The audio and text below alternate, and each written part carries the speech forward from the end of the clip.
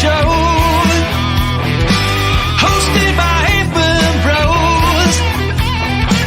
We're talking green and gold, headshot and go Pack Go.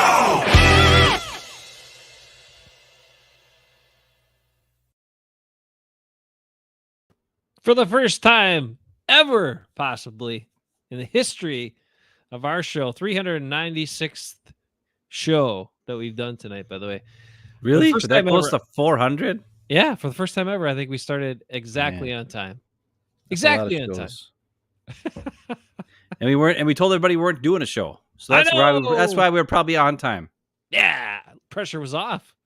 Pressure was totally off. All right, we're going to jump into it. We only got a couple things tonight. We hope some people figure out and get their notifications on, because part of tonight's show is about your chat and stuff like that. But we got two things to talk about. Ben has nothing to talk about, but I'm going to set him up. I have nothing. Before we get out of that, though, I found this today.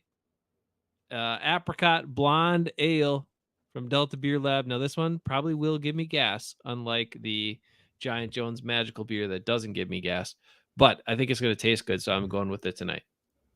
It just means bad news for Lineker in bed later. That's all. Well, it's usually bad news for Lineker in bed later. Oh! So along with the snoring, there'll be gas under the sheets, most likely. Anyway. Sorry, Lineker. Okay. Well, Ben, Yeah. I have to apologize a couple times tonight. First apology is this. When we did a show last, I was in a pretty weird spot. I was feeling really low energy, but also just kind of like in a weird spot mentally. So I didn't have a lot to contribute. So Ben had to carry us last time, and he felt the pressure of it. He felt the strain. But Did I? No, you didn't. But you had so many videos that worked out okay, I think. And then I tried to pick it up a couple times, but yeah, I don't know. I also listen to our shows, and I feel like it's usually better when I don't talk as much. So I'm also trying to be. No, I think I talk way too much most of the time, and a lot of times I say the same thing 7 times, just different ways. 7 times. Yeah, but you know what? I got to cut that out. That's what you have to do, and that also means you could be a lawyer if you ever wanted to. Well, I could be just a radio guy, because radio guys, you just have to waste time on the air. Yeah. Or every half an hour, you got to say the same thing you already said, because you're going to get different listeners. Right. You just got to say it a different way. So I should probably really be a radio personality, like one of those morning talk show guys. That's what I should do. That's what I'm thinking. And actually, I'm gonna speak it, and maybe it'll turn into existence. I'm not gonna speak it into existence, but I'm just gonna say it. I had a meeting with some radio people here this week. It wasn't about us, and it wasn't about our show, but they have a talk radio station, and they do some syndicated. They do a lot of local stuff. They do some syndicated stuff, and it is news talk. But then also they have some doctors do a show, financial people do a show for money management. They have some sports stuff, but mostly their sports stuff is syndicated in terms of the talk shows they carry. So I'm thinking about tuning it up a little bit, tightening it up just a hair, and seeing it, saying hey, we did the show. You wanna put us on your radio station, pay us to do weekly, maybe daily morning show? I mean, I don't know. I mean, who knows? But maybe their audience, maybe they'll go for it. So I'm thinking about doing that soon. So we'll see what happens. Would you be up for that if we got paid? If you got some coin? Every morning? Every morning. We could be a great morning show, is what I'm saying to you. Don't you think? I'd have to quit my job now? Yeah. That's fine with me. I don't like my job. Well, actually, my job's okay. Quit it. You could talk to your job and say hey, can I just have a couple hours each morning? And yeah, but I work I work from 5 a.m. until 2. I know that's a bit of a problem for my plan, but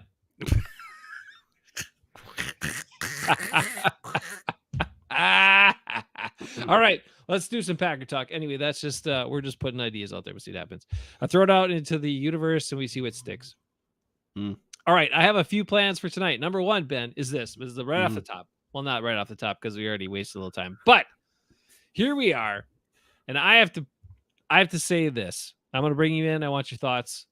But did you happen to watch the No, Total Packers, this last Total Packers. did not. Yesterday I spent from 9:30. No. Yes, from 9:30 in the morning until 8 p.m. driving. And today I was at the doctor's appointment super early in the morning and then took a 3-hour nap. You drove, wait a minute. You drove all the way to Green Bay and back in the same day? Yeah. Why the hell did you do that? Because I'm crazy, man. You are crazy. All right. Well, okay. Well, good for you. Okay, so you didn't see I stopped for a while. Like, well, I left at 9:30. I got there at 1:30.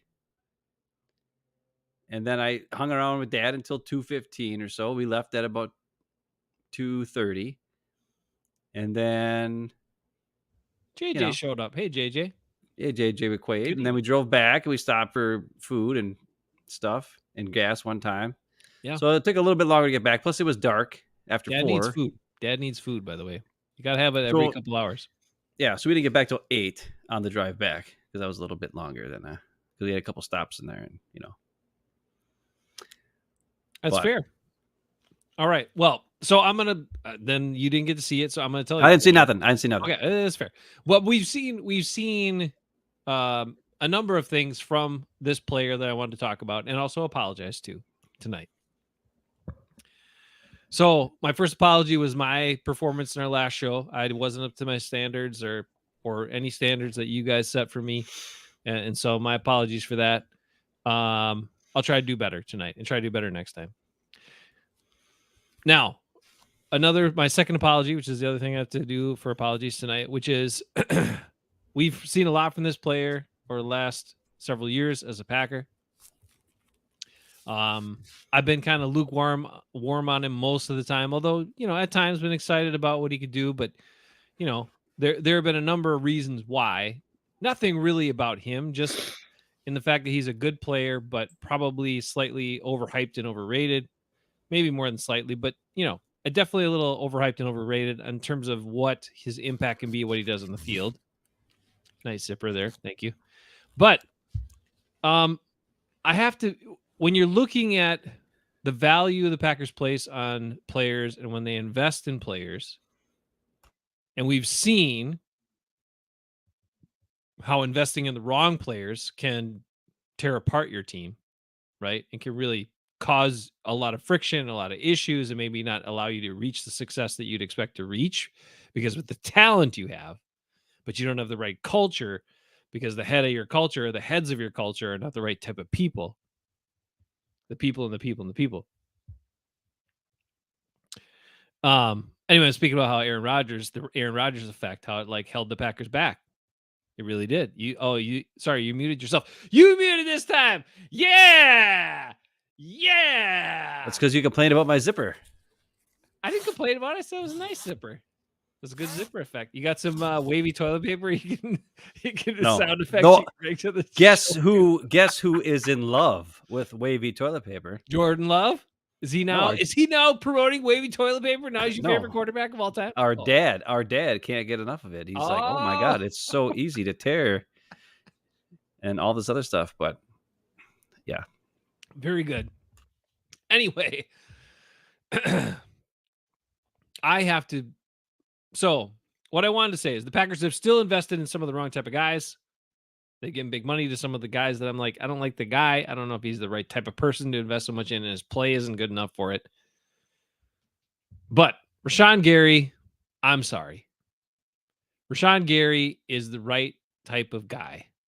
He's a good player, verging on could be very good. Now we'll see. We'll see. Right now he has 8.5 sacks on the season, and he has 6 of those sacks in 2 games. So that's one thing to be aware of. However, one of those games is against the Lions, who's supposed to have one of the best lines in the league. So what does that tell you? I don't know what that tells you, okay? But I will say this. Rashawn Gary he was the number 12 pick.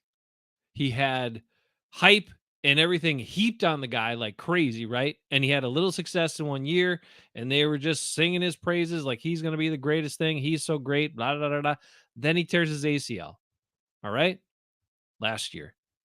What did he do with that injury? worked his way back as quickly as he could, quicker than a lot of guys that have in the past, and didn't just work his way back. As we saw him, Ben, right? When we were at practice, he wasn't just standing around. He was basically running, doing activity, working. He couldn't do the team drills yet, but he was busy. He was working. He was trying to get where he needed to go and putting the work in. Okay, so that's number one. His work ethic is very good. Number two, he cares. He cares about the game. He cares about the team. And I think because he's such an emotional guy, I think whatever team drafted him, he was going to feel loyalty and connection to that team and want to do his absolute best. I believe that Rashawn Gary is always trying to do his absolute best. I really do. So he's giving you his best all the time and his best effort. And thirdly, with as much hype and credit and everything that's been heaped on the guy, if you watch what he says, if you watch when he talks, if you watch because sometimes, reporters are like table setting, right? There's table setting you up. Most of the time, that's the way it goes. Table setting you up for a response they want you to give. And a lot of times they're asking you about you and your play. And at every moment that Rashawn Gary has been table set to basically boast about himself or make it about himself, he brings it back and makes it about the team. So for all of those reasons, is he worth quite as much money as they gave him in terms of his play on the field? Not quite.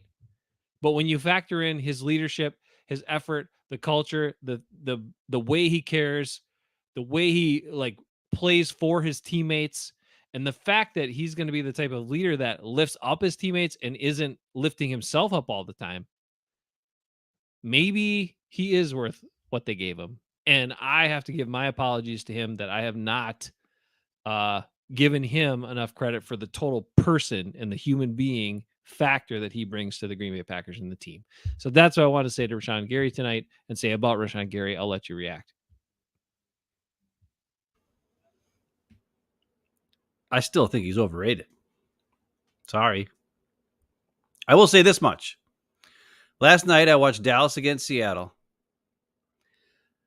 On my fantasy football team, I picked up defensive player Micah Parsons 2 weeks ago. Last week, he gave me 8 points, which wasn't much. And last night, he gave me 2 points because he had one tackle for loss, or one tackler in the whole game. And for some reason, Micah Parsons? Some reason that was worth 2 points. And now, he wasn't blocked that last play, and he got the big sack. Right. He got in the last very play. He didn't get a sack. He just had a pressure. That wasn't a sack. Right. He had 2 pressures in the game and a tackle the entire game.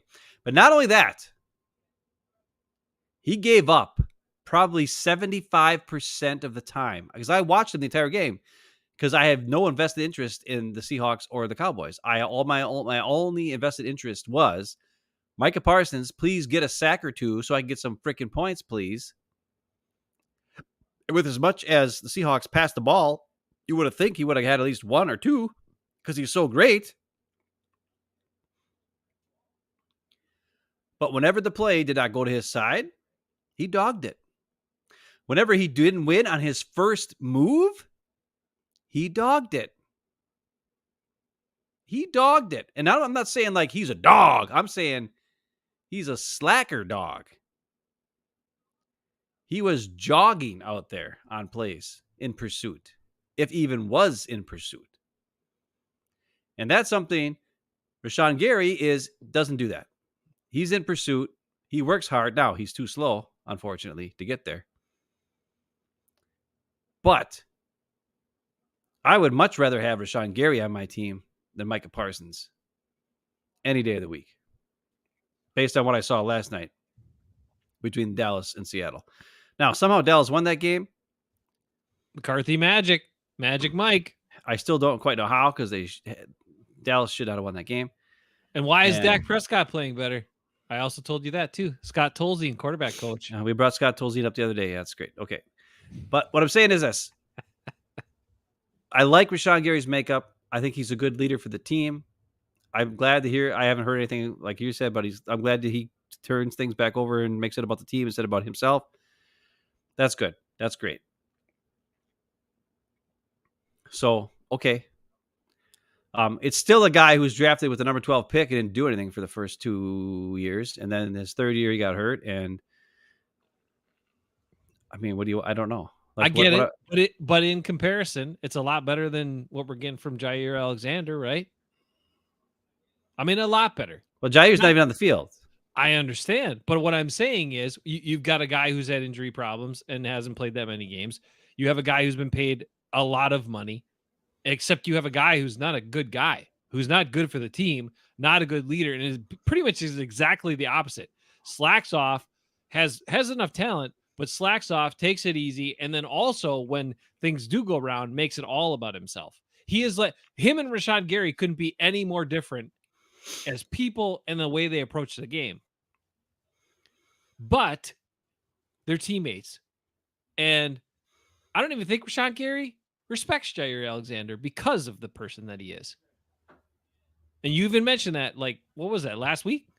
You said how, like, he didn't. Jair wanted a fist bump, and Gary didn't. I don't know if he just didn't see him right away, or I don't know. Maybe not. I mean, Gary's a nice guy, and he's going to take his fist bump from his guys, and he's going to be for all his teammates. But I don't know. I'm just saying they are very different guys. Very, very. I'm gonna try to find that right now. Well, why don't you go on to your next topic or whatever you're gonna do, and then. All right, next topic is this. We'll see if I can't play. Did you happen to catch? Oh no, you didn't catch it. You already explained. Did anyone happen to catch Matt LaFleur? We're gonna get your comments after this part. You happen to catch Matt LaFleur's short press conference today, where he claimed to not know who Taylor Swift was, but he was being coy on that. But anyway, yeah, he's like, okay, whatever, blah, blah, blah, blah, blah. I do want, JJ wants to know what we think about Slayton. All right, before we get to Matt LaFleur's comments, let's find out, what do you guys think about Slayton? I think he could do better. JJ, what are your expectations for 93? He's been having a really good season. Now, he has not been as impactful as of late in terms of blowing up the game and penetration and some of the things he did in a few games where he was really showing up.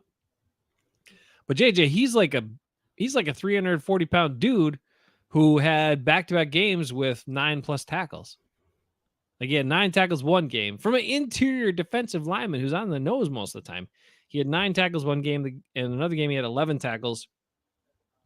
And he has been facing more and more double teams because of that. And Kenny Clark has been facing more and more single teams because Slayton was so disruptive for a couple of weeks. Teams took notice, and they've been doubling him primarily versus doubling other guys. So you have to look at what his job is or what his role is within the defense. And on the nose, a lot of times, like if you got a nose guy that can make plays and that can get off blocks, that's awesome. But most of the time, any of those nose guys across the league, if they're double teamed, they're not beating that double team. Okay. But if they can hold their ground and hold up against a double team, that is a job well done on that play. So I think Slayton's doing pretty well. I don't know if anybody else got any observations. What do you think in particular, JJ, if you want to throw it in the comments, what do you think in particular he could do better? Let me see if you got something there. David says, going to need some kind of running game Sunday. Okay, David, we'll get into that. I don't know. Maybe we don't. It's tough with only 2 D linemen, though. It is. And the Packers play a lot of that 2 D lineman stuff. Although they have been, Ben, we've noticed, they've been playing a little more 3, right? A little more actual 3-4 lately, a little more base. They did some interesting things. Ben showed video the other day where they actually had 6 guys on the line of scrimmage. Okay. They took 2 outside linebackers, put them next to each other, and had an inside linebacker on the opposite side of the formation. And they had 3 big guys in there. So they actually had 6 guys on the front, which was kind of wild and kind of fun. So the Packers are switching it up, and they've been also utilizing combinations with 3 guys of sometimes Slayton, Clark, Wyatt, sometimes Slayton, Clark, and Wooden. Carl Brooks has been playing a lot, and JJ pointed out earlier, Carl Brooks has got like one of the highest PFF grades here of late, and he has been awesome. I think Carl Brooks is doing great. He's pretty big and pretty strong. He's a little heavier than Wooden is, but as far as the 3 technique guys, but he's got some quicks, and he's got some pursuit. He's definitely a much better at pursuit and running, chasing guys down, chasing plays down than other guys are, like Kenny Clark and stuff. So Carl Brooks is really an important guy. Needs to stay in the rotation. Needs to get more snaps, I think. What else do you say? You got anything else? He does better with 3 down. Okay. Thanks, JJ. Yeah. I mean, look, TJ Slayton, I don't think, a lot of the 4-person fronts, I don't think they play him on too much when there's only two big guys in there. But I got to pay more attention to that, I guess. I see him on the nose a lot, and I think he does a great job in that role. And again, you got to look at the quality of the offensive line as well. We've seen this over the years. Ben and I have talked about it with different Packers, right? Where guys will have have really show out and really stand out in the game. And then you look at, well, what was that line they played? Oh, it was the Vikings? Okay. And then they play another game and they play a really good offensive line and you don't see the same impact. So part of that is like, I mean, when you play inferior guys, some of these guys are going to tear it up and look like superstars. And then when they play really good guys, how do they look? And if they're still effective and they still look good, that means it's probably a pretty darn good player. If they completely disappear, that means they're probably average, but they can look average to pretty good, but they can look really good against the subpar offensive linemen in the league. And that's usually what you see with defensive linemen. All right. So you got your thing ready or I can't find it. I ain't wasting more time. Then we're going on to Matt LaFleur's comments. Here, Matt LaFleur. Okay, Ben. And this is the thing we've also this ties into what I said last time, what some of my concerns are, what I'm also concerned about. But Matt LaFleur was we're going to examine a few of Matt LaFleur's comments because I thought they were fun and interesting, and also I want to hear your translation of Matt LaFleur's comments to what he actually means by these comments as well. All right, so we're going to pull him in here. Head coach of the Green Bay Packers, Matt LaFleur, spoke today. We'll talk a little bit more to close the show about the Chiefs game coming up and what you think about the Packers. But I do want to get this on the ticker here. Matt LaFleur, right now, earlier today was asked about what Darnell Savage can give the team. Because when he rattled off the injuries here and the doubtfuls, first of all, Aaron Jones is out for Sunday night's game. He announced that. Jair's doubtful. Stokes is doubtful. Some other guys, yada, yada, yada. Some other guys questionable. Okay. But Darnell Savage was nowhere in that injury report of the guys he mentioned. So the assumption is he'll be back. And Bill Huber, our good friend Bill Huber, asked him this question. With Savage, up here, safeties have played well. What can Darnell give you? I'm going to assume that he's going to be out there on Sunday. What can he give you that those other guys just haven't? So they've played well, Yeah, I just think he's a guy that has played a lot of football for us. Okay, Ben. So the question was, what can he give you? Because the other guys that we've talked about, Jonathan Owens, Anthony Johnson Jr., have played well for you. And Matt LaFleur leads with just a guy that he's played a lot of football for us. Is that a... That's why John Runyon gets to play over Sean Ryan. So I guess that's the Matt LaFleur way of doing things. Okay. This guy's played a lot of plays. The other guy's better, but this guy plays a lot of plays. So I guess he's going to play. All right, let's hear more because let's just take a listen. Obviously, he's got a great grasp of what we're trying to accomplish. He's a hell of a communicator, and he's a rangy guy. So I think that's what he's brought for a long time. So that's all he said. That was all when asked about what Darnell Savage can give the Packers. That's all he could come up with. So apparently he's played a lot of snaps. He understands what they're trying to do. Doesn't execute it though. Right? But he's a hell of a communicator, Ben, which is interesting because for as many times as they have bad communication in the secondary, but whatever, maybe he's really good at it and other guys aren't good at understanding what he's saying. I don't know. And then he's a rangy guy. He's rangy. But does he produce with that range? Does he produce with that speed? Does he do anything effective? Does he break up passes very often? Does he tackle people very often? Does he do anything that's actually valuable from the safety spot? And the answer is no. And Matt LaFleur knows that. But I don't think he knows. Is Matt LaFleur going to have the conviction to not put him back in the game? Is the stuff I talked about, our concerns about this, the way the defense is playing more aggressively and playing better, and the things we're seeing, and what's the thing that can derail some of that is some of these guys coming back from injury who are supposed to be the starters and the better players, and all of a sudden they're just inserted, and the guys have been playing well and they're doing well are taken out. Is that what they're going to do again? Is that really it? Or will they say, you know what?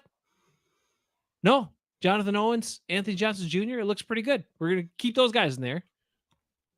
And you guys are our reserves now. What do you expect? What do you think? What do you think is going to happen? I don't know. I don't know what's going on. I would hope that if they decide to go with Savage, that if he plays like crap, they take him out right away and put the other guys in. They've done it before. They've taken him out of games and replaced with Rudy Ford last year. So I'm hoping they'll do the same thing this year. If he plays like crap and we've seen better play from the other two guys, it's not like Savage is under contract past this year. He's not. So it doesn't pay to freaking, butter him up or whatever. The problem is this. The Packer coaches, for some unknown reason, keep going with these guys who play a lot of plays for us, even though they stink. And that's their reasoning for playing them. And it's dumb. And we're first round picks, right? For high pick. Because here's the reason why. Because if you look on offense, when they had no choice but to play the young guys, now after a couple games, guess what? Now they're out there making plays. And we know what Darnell Savage is. We know what John Runyon is. To be quite honest, we know what Yash Nyman is. I don't need to see any of those guys on the field. We know what Campbell is. I don't need to see him out there. I'd rather see McDuffie. We kind of actually know what McDuffie is too, but I like that better than Campbell, to be quite honest. And in my opinion, I say you'd ride the hot hand. But that doesn't mean the Packers are going to do that, because they usually are dumb and they don't do that. So if Devondre Campbell is back and he's back in the starting lineup, if Darnell Savage is back and he's back in the starting lineup for either of those guys, I don't know which one. I guess maybe would they take out Johnson Jr. and put him in? Is that the plan? I would guess that's what they would go, yeah. Because Johnson Jr. has been the guy more often than not playing the deep safety role, which is what Savage would play. So, yeah, I'm assuming they would take him out and put Savage in. But and Johnson Jr. has not always made the right play, right? But when he does make the right play, he's aggressive, and that's good. Where Savage is sometimes in the right spot, but he doesn't know where the heck the ball is, so that doesn't help us. And he doesn't know how to tackle, so that doesn't help us. So I don't really know quite what he brings on the field. Maybe he knows what they're supposed to do, but that doesn't help them on the field because he doesn't do it. So, but whatever. We'll see what happens. I don't know. I mean, listen. This is a tough test. You're playing the best quarterback in the NFL. He's on a downswing this year, probably because he's on my fantasy football team. And I probably, what do they call that? Not corrupted. What is that? Cursed him. Yeah, I cursed him just like the Chicago Cubs were cursed until 2016. Then they weren't anymore. And the Boston Red Sox were cursed until they weren't anymore. So I don't know, but it's going to be tricky. It's going to be tough. We can't afford to have a dumb guy out there, because Mahomes will run around and do crazy stuff. So I don't know what's going to happen. And to be quite honest, I kind of don't care at this point. If they play Savage and he stinks, yeah, it's what I expect. So I don't know if it's that big a deal. And the other problem is this. It's not like I don't know if Johnson Jr. would be that much better against this particular quarterback. Mm-hmm. You know what I'm saying? Because Mahomes is probably going to school him. So I don't know what's a better move? A guy who's been playing for 4 years or a guy who's just a rookie? I think either way, it's not going to matter with this quarterback, and that's all I'm going to say. I don't know what to tell you. I know you're sick of Darnell Savage. It's not just him though. This is just an example of. I mean, the head coach couldn't really come up with anything good to say about the player when point blank asked. Well, he said a lot of good things. I don't understand what you're upset about. I mean, he said he's played a lot of ball for us. He knows how to communicate. He knows what the plan is out there, and he's rangy. He said those 4 things about him. Nothing about how he can actually produce or impact the game. None of it. None of it shows me being a good communicator and understanding what you're supposed to do. Tackler, he's good in coverage. He's a key piece to our defense. He comes, he attacks plays. Like there's a lot of things that Matt LaFleur has said about guys recently, not in specific, but this is where I don't get it, because he's talked about the way the defense is played and some of the improvements when he's seen guys see it and attack it or trigger on those safeties come up and trigger plays. And that's helped them in games, right? Right? Yeah. Visualize and attack. That's right. But Waterboy, yeah. But he didn't say any of those things that he actually likes, where he's been complimenting defensive play lately.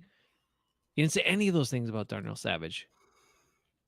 Well, then he shouldn't play him, but he's gonna, so it doesn't matter. I don't know what to tell you, Jace. Fine, whatever. I don't like it. It's not gonna matter. Rick says Pack is good at disrupting their own momentum by rotating guys who probably shouldn't have been starting anyway back after injury. Yeah, that's a big problem. Lee, good to see you.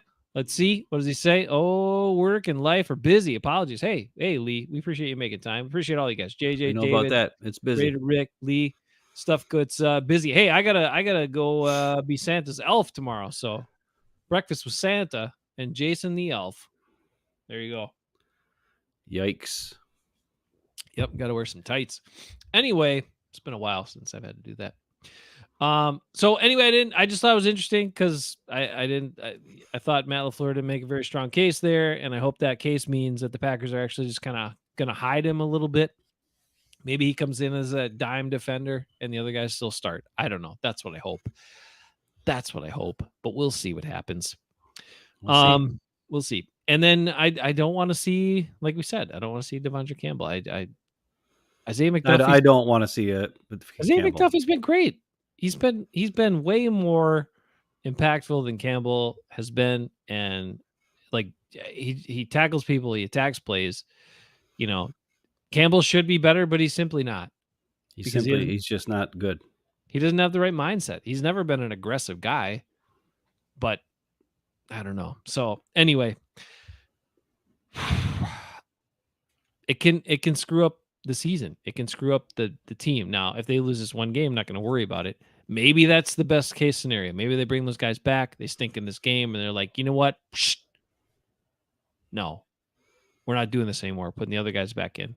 So if that's what it takes, is this one game against the Chiefs to look bad, bring in the starter guys back.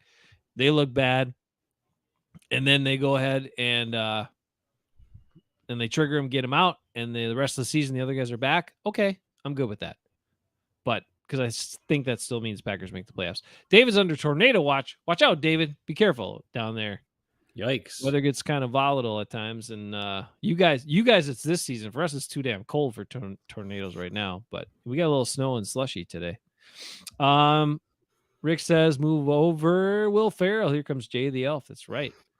Whoa. And JJ says, "What's going on with the Bucks? Look, man, Bucks are okay. You want to know what happened with the Bucks, man? Since you missed everything, I'll tell you what happened with the Bucks. So the Bucks they're playing this like weird. Well, it's not weird. It's kind of different. They're doing like an in-season tournament for the NBA. Yeah, they got the number 1 spot. Right. So, and the Bucks, they beat the Heat. They beat all these other teams. Are doing well, and they're like in their group, and then they go on to like quarterfinals and this and that, whatever. Well, last night they dropped the game to the Bulls. Only have like 5 wins on the season.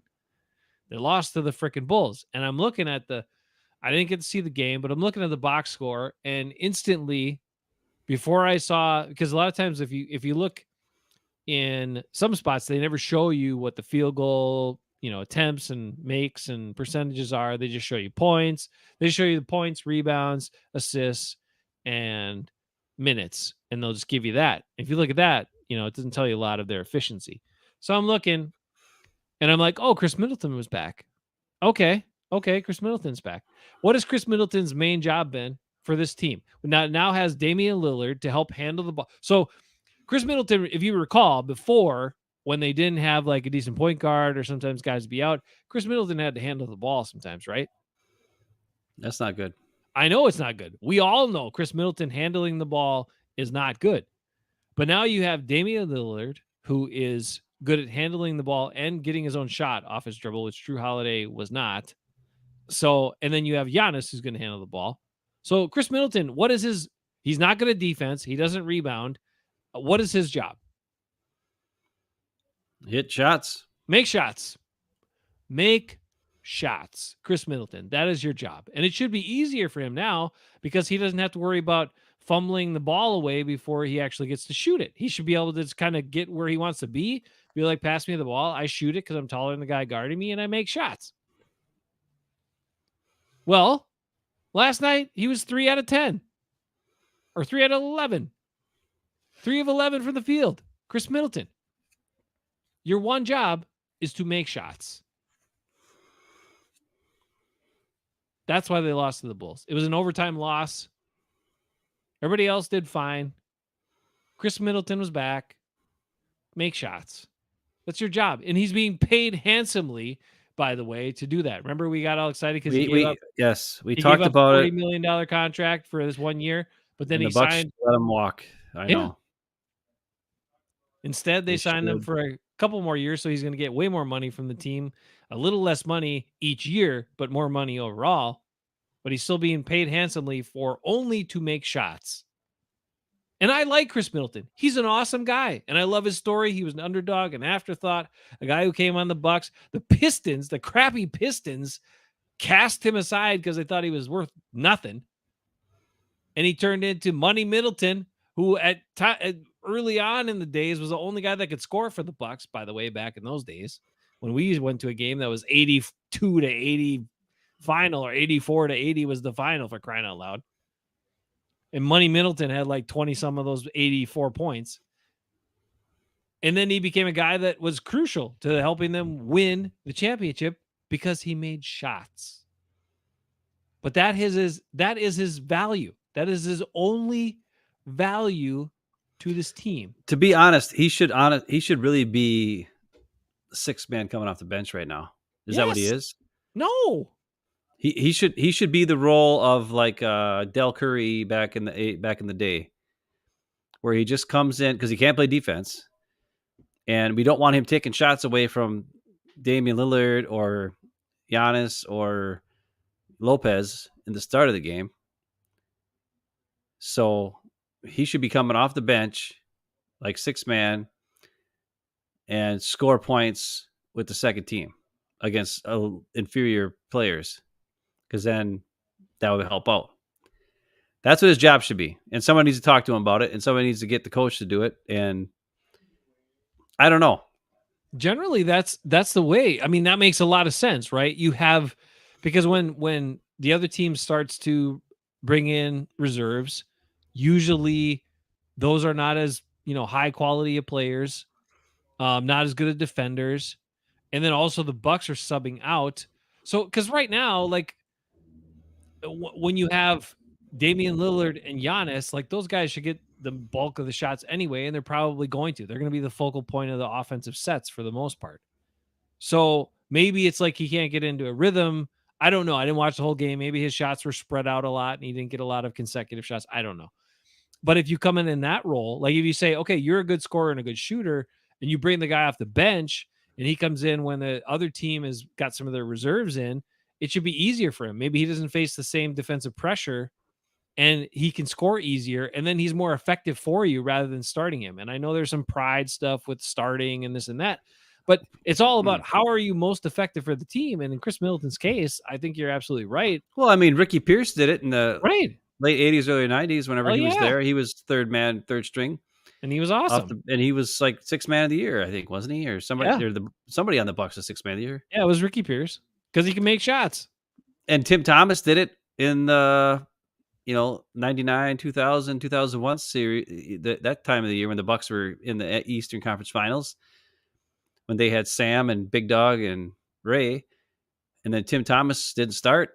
Now he finished the game, right? He was one of the 5 guys on the field at the end of the game, but he'd come in, with 4 minutes left in the first quarter, and he'd take a bunch of shots, and he was kind of like the main guy who takes shots, and that's a role that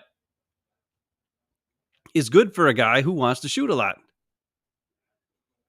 because the other guys aren't out there to take his shots away.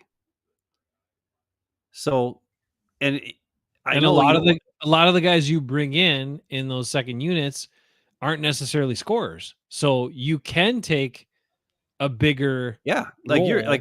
Right. Honestly, I would rather do that. Yeah, it's kind of like I was thinking about this the other day. It's like if you ever seen the musical Into the Woods, I was in that in high school, and my son was in it when he was in junior high, and that has a lot of main characters, but there's a whole lot of different roles in it. But there's a couple songs called Agony where these 2 brother princes come in and they sing this song and they steal the show. Like, they're not the biggest part in the musical. Matter of fact, they have a kind of a small part. But it's one of those times where you come in and you might be the best singer or have the best song and kill it, and the crowd remembers that. Like, that's after the show's done, they're like, "Oh man, I was the guy." So even and there's value in that. Sometimes you'll get like, you'll think of movies sometimes too, where it's like, it's this new movie that's coming out and they have maybe an unknown actor play the main character, but then they get like a well-known established guy to play the smaller role, and he does an awesome job just to put butts in the seats, right? So the money, more money went to the established veteran actor or actress who is not in the movie as much, right? But because that's how you're going to get butts in the seats, and their role is important. Same thing on the basketball court. When you have a guy who can come in off the bench and hit shots and score 20 points for you, when the big dog or, the big guys like Giannis and Lillard are, get subbed out, then he's going to score 20 points. But if you start with him, then you somehow have to share this ball with all these guys. And it takes Damian Lillard out of his rhythm. It takes Giannis out of his rhythm. It just screws up the whole thing. Those are the 2 main guys now. And for this Bucks team to be good, Middleton needs to take a back seat and be 6th man and score off the bench, because he's not a defender. He's not good enough to start, and the Bucks can't afford to play like crap in the beginning. And they need to let Dame cook right off the back. They need to let Giannis go nuts. We need to let Brooke Lopez get some threes and get some dunks and blocks and all that kind of crap that he does. I mean, Bobby Portis, I like Bobby Portis better when he was coming off the bench and being like a hustle guy. Now I think he might be a starter, but I don't remember if he is or not. But he's off the bench again. So okay, well, that's kind of good for him. Mm-hmm. So those are things that, and he's okay with it. And Middleton needs to understand. Like, you could have Middleton and Bobby Portis then be a team together, where you have Giannis and Dame start the game. But so and maybe Bucks have too many guys. These wondering about Beauchamp, and he's getting a lot more minutes now and a lot more playing time, and he's doing pretty good. He's doing okay. Like, he's an interesting guy because I don't think he was a very accomplished scorer or shooter. He was just kind of rangy and a wing, and a guy they liked who could, defend multiple positions and do all that stuff. He's coming along a little bit with his scoring though, and he's actually, in the games I've seen, he's got a better shooting percentage than Middleton. So that's Chris Middleton's got to pick it up. It is his main job to make shots. He needs to make shots. That's the number one thing. And maybe, the best thing for him is to come off the bench in order to do that. Because again, like you said, that's always a challenge with the NBA. You got enough guys. You only got one ball, and these other guys need to have the ball in order to be effective for the offense when they're in the game. And then you don't have those lulls when they're out of the game where you can't score because you got a scorer in there. That just makes sense. Like the Bucks need to figure that out. I don't know how they haven't figured it out, but they better figure it out. I know it'll take a little while. It's adjusting a new dynamic and all that, but they're still doing okay. They're still hanging in there. They still got a lot of wins. Balaz is here. Hey, Balaz. Good morning to you, sir. Rick is saying hello from across the sea. And then let's see. Blas says, what did I miss? We going to win? I don't know. We'll talk about that in a second. That kind of leads me to the last couple of things, which are, what do you think, everybody, about the Packers' chances for Sunday night's game against the Chiefs at Lambeau? What do you think? What do you think, Ben? I know we kind of gave scores. Are you still feeling as strongly as you were the other day? No. I've been a little more concerned the more I thought about it. And also watching back the Lions game, they scored 20 points in the first quarter. Yeah, it was and fast. one of them was a defensive touchdown, and they scored where the Lions gave up and didn't think the play was still going on, and then they scored 9 points the whole rest of the game. They had a lot of drive stall. I don't know. It was watching it back. It was exciting. The defense was exciting, but Jared Goff was really bad. And Patrick Mahomes is not going to be that bad. And slow. Yeah. Which Patrick Mahomes isn't really fast either. He's just kind of weird. He runs like he's got poop in his pants. I already talked about that last week. I know you said that, but I mean, he does. Watch him. Watch the tape. He runs like he's got poop in his pants. Like he's got a kid with a diaper that's full of doo-doo. I know his knee kind of is a little wonky, and then I don't know if it's from previous injury, and his feet kind of flail. His legs kind of flail around. Not quite Phoebe style, from like Friends or whatever when she would run, but no, it's almost like Jair Alexander. Yeah, kind of. Yeah. Okay. Yeah, I get that. But he certainly is faster. I mean, Goff is just so slow. He has no acceleration, and that just allowed those guys to close on a bunch of those plays and cause a bunch of problems. And then, like you said, he was just looking in the wrong spot at times. He had guys open at times, was looking in the wrong spot. Now, sometimes you get lucky and the quarterback's not looking at the open guy. Great. Yeah.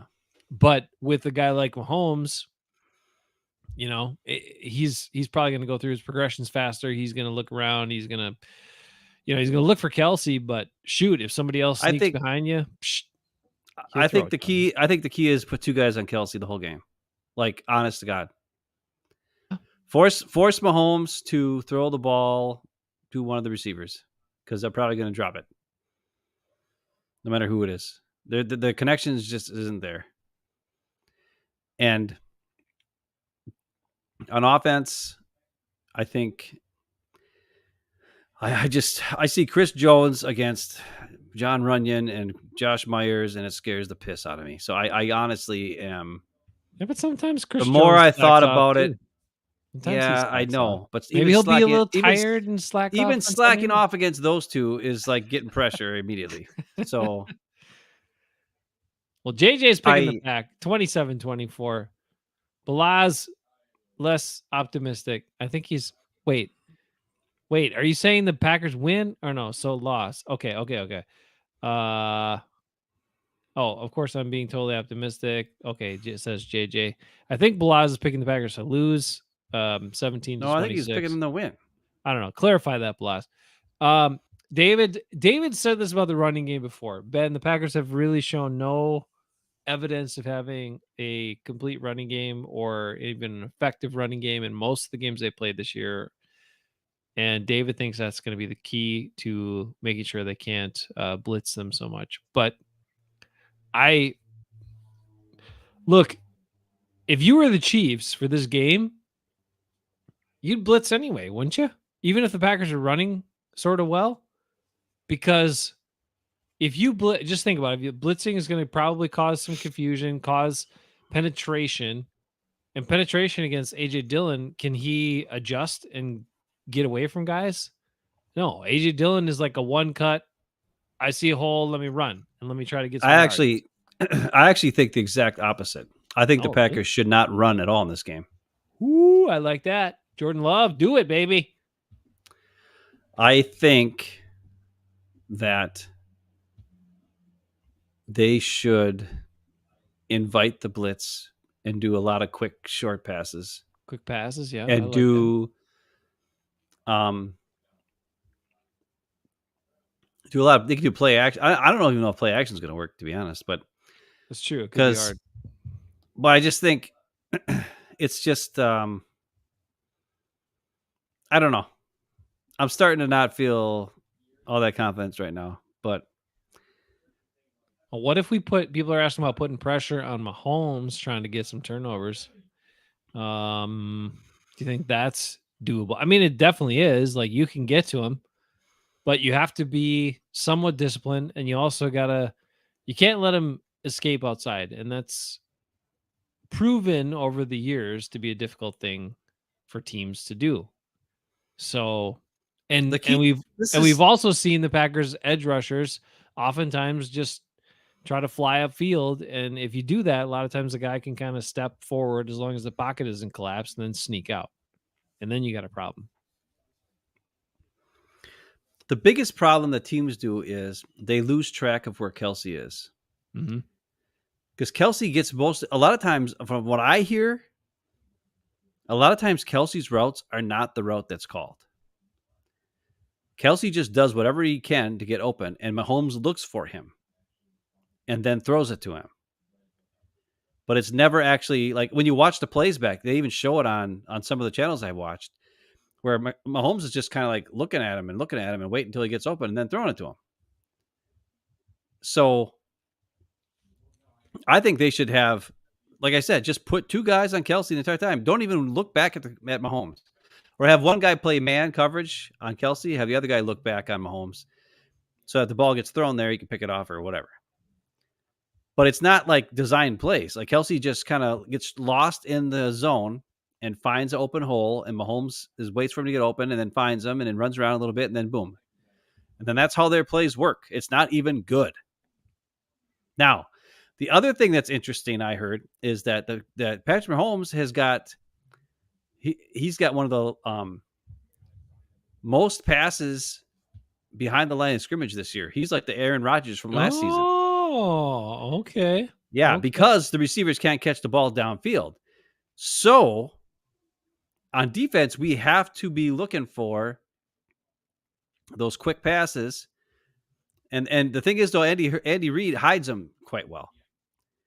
He'll do like a fake screen to the wide receiver and then end up throwing a bubble screen, or a fake bubble screen to the receiver, and then throw a actual halfback screen when the offensive lineman let the guys go past them. And then the linebackers they attack that wide receiver bubble screen, and the next thing you know, you got Pacheco over here wide open with two blockers in front of him, and there's only like one corner and a safety over there. Try to tackle him, and then it's a big, huge play. So you can't be over aggressive. You still have to follow the ball, right? But you can't do what other people are doing out there, where it's like they're, like Rasul would probably jump the first one, but because of the way Andy Reid develops plays and the way Patrick Mahomes plays, they'll sometimes do some fake screens to get you off the scent and then go the other way. And that's something that you have to watch out for too. So I'm just, there's so many different ways to handle this and to look at this game. If the Packers are sound in defense and they're smart and they play this, the bracket coverage and make Patrick Mahomes have to be patient and not throw the ball downfield,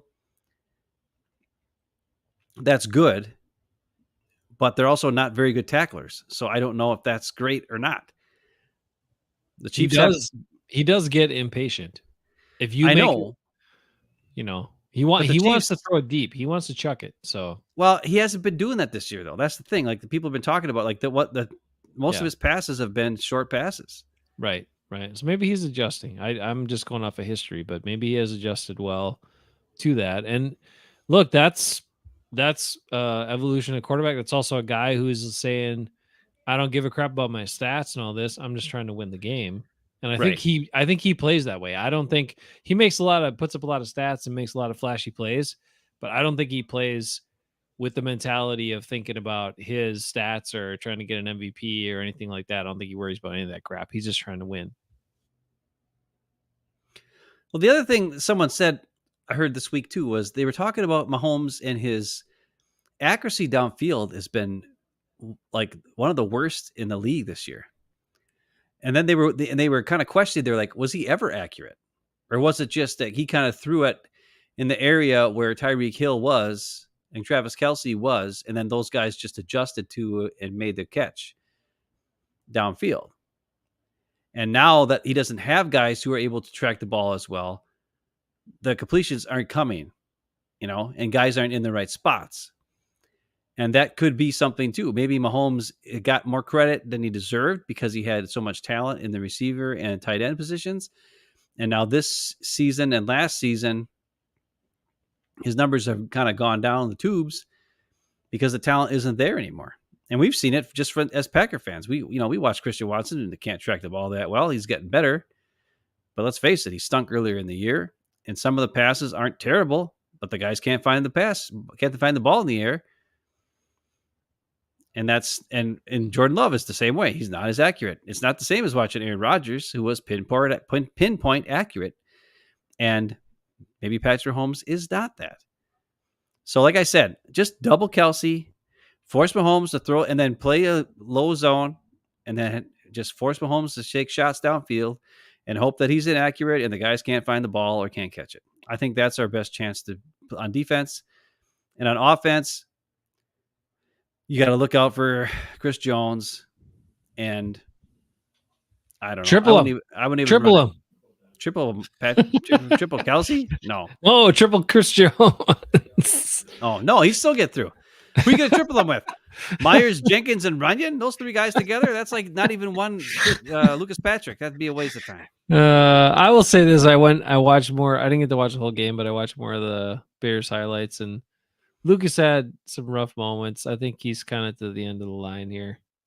So I think after the injuries and stuff, he's definitely playing a little less reckless and a little safer at times. But anyway, he's still a good dude and celebrated with his teammates and helped out when he could. And the Bears helped us out, gave us a solid by beating the Vikings last week. All right, we got a couple other things. People were talking about thinking Quay Walker could maybe cover Kelce. I don't know about that. I mean, I like Quay Walker, and I think he does a pretty good job. But I don't know, Kelce's just pretty damn crafty, and I look, he's good at contested catches too. And although Quay might be close, I think Kelce will still be able to do what he wants against anybody covering him pretty much single on this Packers team. Let's see. Oh, then there's this that came up. Balaz and others are talking about MVS.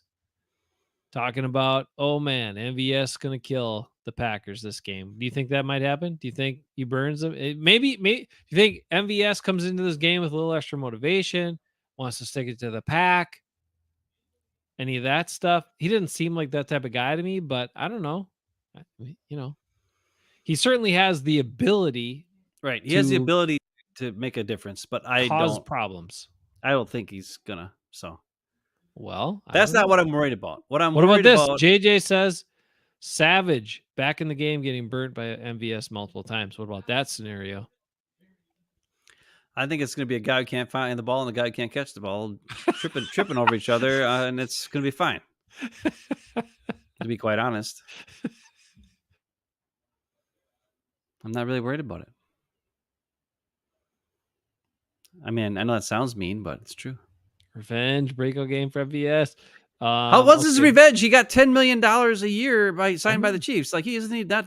It's like Alan Lazard getting $10 million going to the Jets. Neither of those two guys were worth that.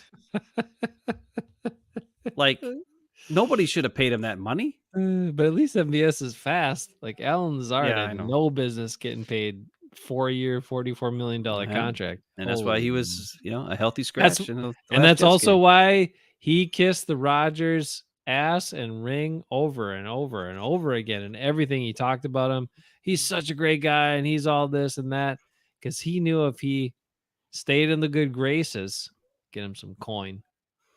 Smart move, Alan Lazard. Hey, look, I don't judge you for that one bit. That's a smart move, my friend. All right, I gotta get going. Without Aaron Rodgers, there's no way Alan Lazard would have got that much money from anybody. All right. Chances to win. Ben's got to go. You guys, I know some. Oh, Balaz thinks Packers are going to lose 26-17. I'm going to change my score too.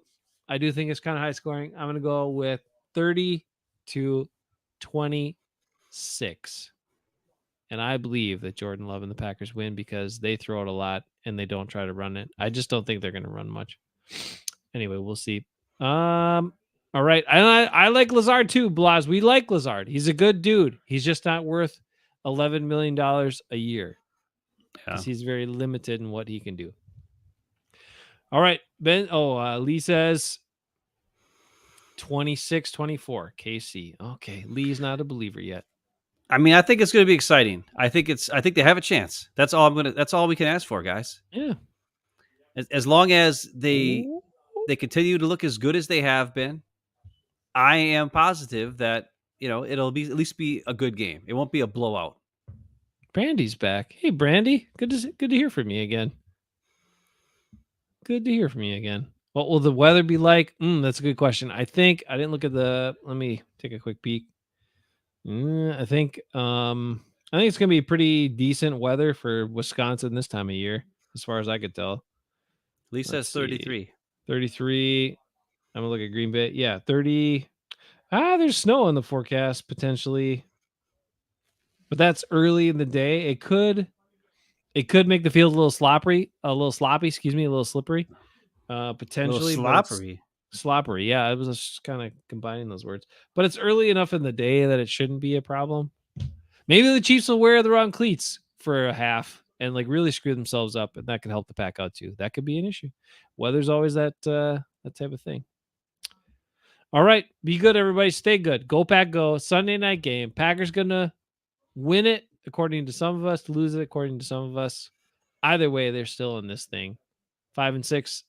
Whether they're 6-6 or 5-7 after Sunday night, the rest of the schedule, they still got a realistic shot at being the 6 or 7 seed and making the playoffs. And that is not something a lot of us thought a couple weeks back. Things are turning around. The guys are playing better. Jordan Love has been playing better. The defense has been hit or miss, but they've been getting better. I'm just worried about Mahomes not being as dumb as Jared Goff, and that makes me think the Packers are probably going to lose, but who knows? Maybe Jordan Love pulls another rabbit out of his hat, plays great again, and that becomes the norm instead of the exception. Maybe now this is who he is. He's going to be a guy who can, throw for 3 touchdowns and make some plays, and we get a win. But I don't know. I don't have a prediction today. I predicted the Packers win on Tuesday. I think today I don't know. I can't figure it out. Something feels wrong, but who knows? David's got a safe prediction. He predicts a lot of beers. All right. I don't work Monday morning, so maybe I'll drink some beers. I don't know about that. I don't predict a lot of beers at Ben's house, but I do predict a lot of beers at Lambeau Field on Sunday night. That's for sure. That's true. All right. Everybody hang in there. Have a great weekend and enjoy your Packer game on Sunday night. Take care, everybody. Still happy, did I treat you? Got to find